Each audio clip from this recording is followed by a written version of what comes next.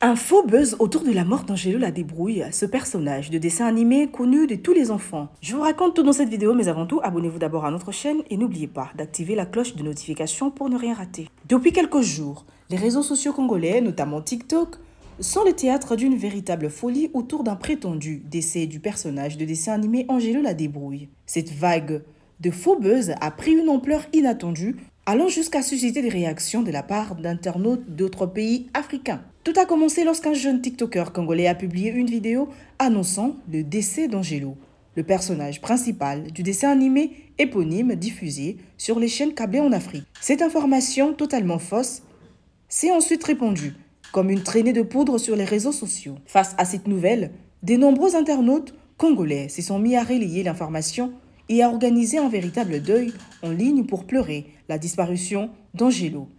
Des photos et vidéos du personnage ont ainsi circulé sur la toile, témoignant de l'émotion suscitée par cette fausse nouvelle. L'ampleur prise par ce faux buzz a même dépassé les frontières de la RDC.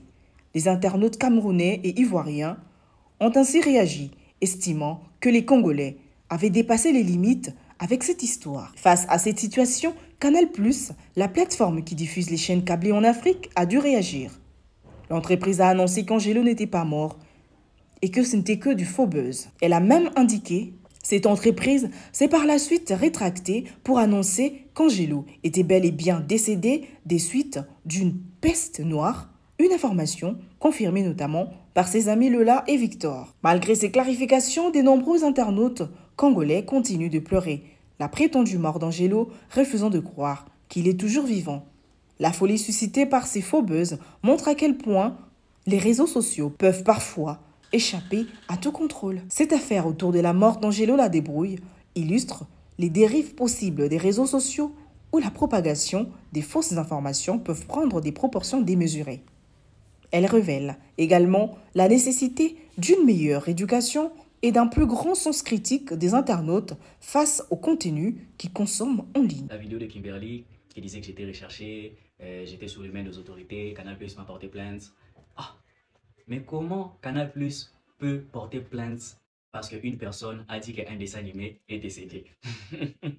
Ça peut pas se faire, c'est impossible. Comment nos autorités de la RDC peuvent me saisir juste parce que j'ai dit qu'un dessin animé était décédé ou parce que j'avais lancé une rumeur pareille, même si c'était faux ou même si c'était vrai? Mais jamais, c'est pas à cause d'un dessin animé quand même.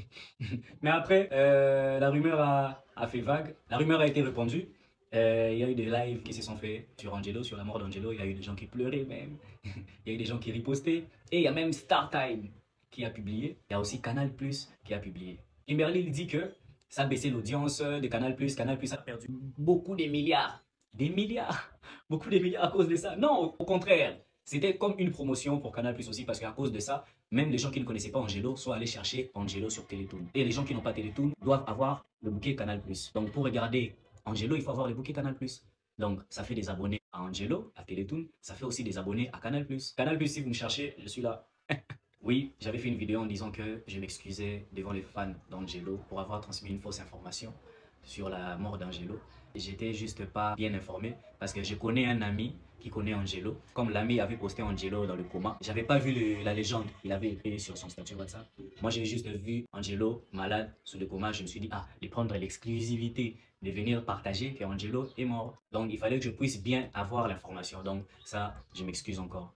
Angelo, il est toujours dans le coma. Prions pour lui et tout ira mieux. La vidéo n'était pas faite sous pression. De base, je suis comédien, donc je sais jouer du rôle, je sais prendre un air. Une personne qui a peur, qui craint quelque chose. Merci. Donc ça montre que je suis un bon acteur. Et puis de toutes les façons, Angelo est au coma, mais soyez-en sûrs, il va se débrouiller. Il va toujours trouver une solution. C'est Angelo la débrouille.